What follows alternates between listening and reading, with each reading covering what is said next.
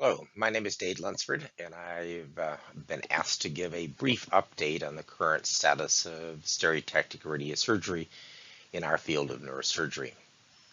And I am giving you this talk based on our experience at our center at the University of Pittsburgh. My conflict of interest of various organizations that I'm involved with. Stereotactic radiosurgery was first coined as a term by Lars Lexell in 1951. He combined a first-generation guiding device or stereotactic frame with an orthovoltage dental X-ray tube and treated the trigeminal ganglion in patients with trigeminal neuralgia. 18 years later, these patients still had significant pain relief. This led to further work in collaboration with Brady Larson in Stockholm and the final development of the first Lexell gamma knife unit using cross-fired photon beams generated from cobalt-60 sources.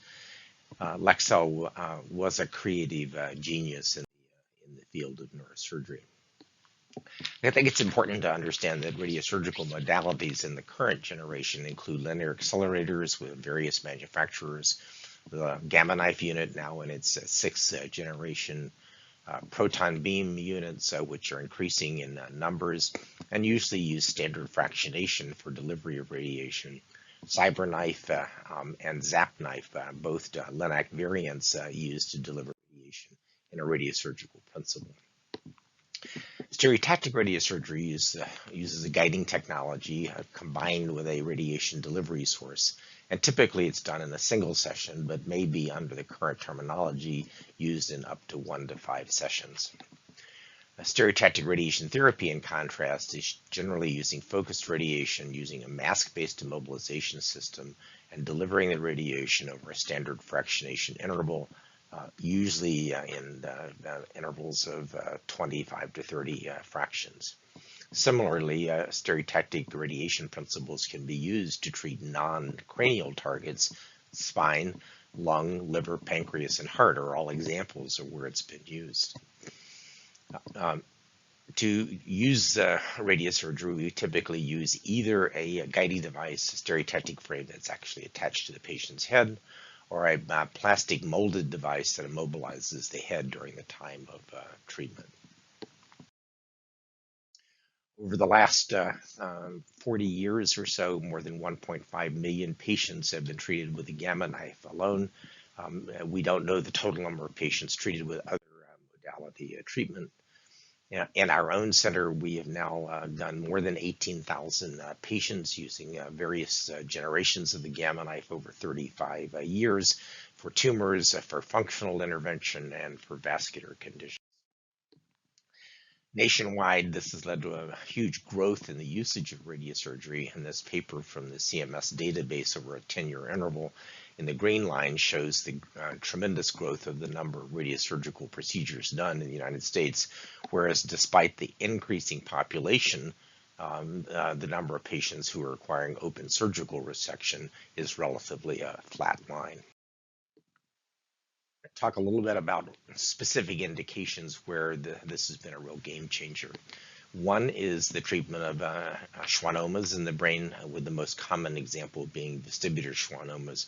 In our experience, over 2,000 patients over these years. It is used as a primary management in an increasing number of cases, but has also been used as salvage or adjuvant management in 16% of patients where tumors have been subtotally resected or have recurred despite prior initial microsurgery. This is an outpatient procedure done as wheels in, just like other surgical procedures, all done on the same day and discharged on the same day. And there is no really health restrictions or age restrictions in the treatment of this. The goal is to provide a very precisely delivered treatment that conforms to the 3D geometry of this tumor with very sharp fall off outside of the treatment volume. That is the principle of radiosurgery. And of course, in our earlier experience with this, we found very quickly that this changes what we need to know on how to care for such patients, as we saw that the number of patients undergoing resection significantly decreased as compared to the number of patients undergoing radiosurgery. The goal was to control tumor growth, but also to improve outcomes, including facial neuropathy, the risk of sensory loss in the face, and try to preserve in as many patients as possible hearing at a useful level. And typically, over the course of time, these tumors stop growing or gradually shrink, as confirmed by very long-term follow-up in this. Meningiomas are another major indication for radiosurgery, especially in tumors, which in fact we cannot achieve surgical resection of these tumors without high risk. And radiosurgery, in this example of a cavernous sinus tumor, leads to tumor regression and cranial nerve stabilization in a large experience. One of the primary initial indications for radiosurgery was vascular malformations, especially arteriovenous malformations, with the goal of obliteration of these AVMs. And typically, it is being used for deep AVMs where surgical options are high risk, for smaller volume AVMs, and ones where we're trying to improve outcomes by limiting risk of collateral damage. But certainly we use it in residual AVMs after prior initial management. It's also being used in symptomatic cavernous malformations located at high surgical risks, typically ones that don't present on a peel surface, to reduce the risk of subsequent bleeding. One of Laxal's original goals, as we said, was to treat trigeminal neuralgia. And in this example, we now focus on the retroglycerian trigeminal nerve target to try to lead to pain relief over the course of time. And thousands of patients have been treated worldwide for this condition. For pituitary tumors, especially those that are remnant after prior surgery, usually by endoscopic transnasal approaches, we no longer use radiation therapy, we use radiosurgery, and for those tumors that extend into the cavernous sinus, this is the ideal option with low risk of new endocrine axis loss over many years of experience and 85 to 90% tumor growth control. And we see, for example, in this non-functional pituitary adenomas with long-term follow-up, the 10-year progression-free survival is 75% of patients. Number one indication across the world really is its role in the treatment of brain metastasis. This has opened the door for neurosurgeons to have extensive additional experience in the management of this problem rather than just conventional radiation therapy or just craniotomy and removal. There's been a great deal of information written about this. It has a very high chance of long-term tumor growth control and can be used for solitary or multiple brain metastasis with equal long-term control of the treated tumor volume. For those patients who still require resection, we can treat this with use Gamma knife, for example, for the tumor bed. And that avoids recurrences in many patients. So over the years, we've been learning about how big a tumor could be treated. We can do it in multiple sessions, so-called hyperfractionated radiosurgery. We don't use whole brain radiation therapy except in the miliary disease cases in those patients with carcinomatous meningitis. We now know much more about the optimal dose per target that's needed to control disease. We find that cranial disease control is very high, but still survival is going to be limited to the patient's control of their systemic disease. But we have converted the cause of tumor progression from brain progression to systemic disease progression. We use radiosurgery for treatment of gliomas, typically ones that have been residual or recurred after initial surgery. But in grades 1 and 2, for those patients with residual disease, we think early radiosurgery makes sense. And for those patients who have failed standard management after resection radiation and typically temozolomide, boost radiosurgery, sometimes followed with Avastin, is a very valuable strategy. For tumors such as this, which are very high risk for resection, we have long-term follow-up in the response of these well-circumscribed astrocytomas.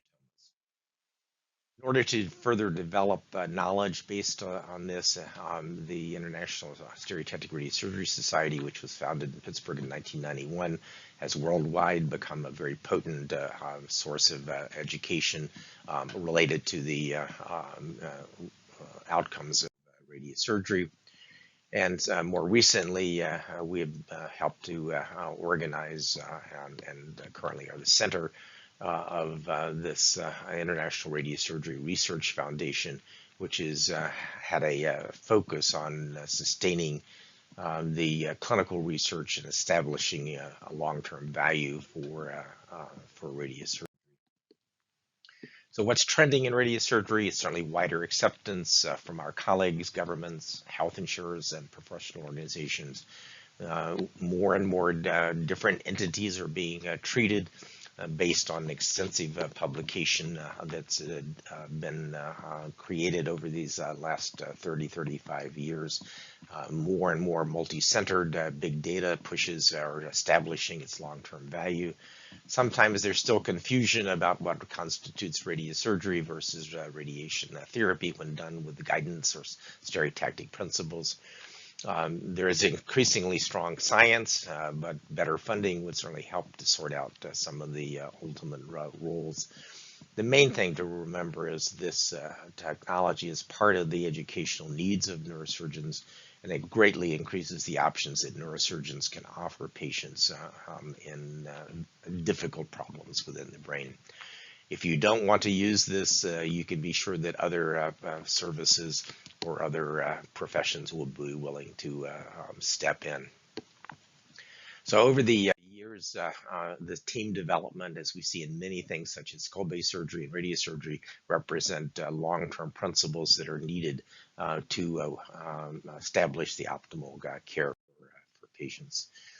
Radiosurgery is truly a disruptive innovation in neurosurgery. When it started out, it was thought to be potentially functional neurosurgery only, but now we use it for tumors that are hard to reach or high risk for surgical removal, residual tumors or vascular malformations, and it's also increasingly being used as a primary management for many benign brain conditions and vascular malformations.